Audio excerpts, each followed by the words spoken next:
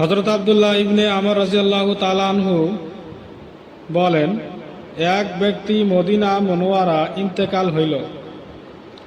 তাহার জন্ম মদিনা মুনওয়ারায় হইয়াছিল। নবী করিম সাল্লাল্লাহু আলাইহি সাল্লাম তাহার জানাজার নামাজ পড়াইলেন এবং ইরশাদ করিলেন, হায়, যদি এই ব্যক্তি তাহার জন্মস্থান ব্যতীত অন্য কোনো স্থানে ইন্তেকাল করিত। সাহাবা রাদিয়াল্লাহু তাআলা আনহু আরজ করিলেন, ইয়া রাসূলুল্লাহ, আপনি এই রূপ কেন বলিলেন? তিনি ইরশাদ করিলেন, মানুষ যখন তাহার জন্মস্থান ব্যতীত অন্য স্থানে ইন্তেকাল করে, তখন তাহার জন্মস্থান হইতে মৃত্যু স্থান পর্যন্ত জায়গা মাফিয়া উহা তাহাকে জান্নাতে দান করা হয়।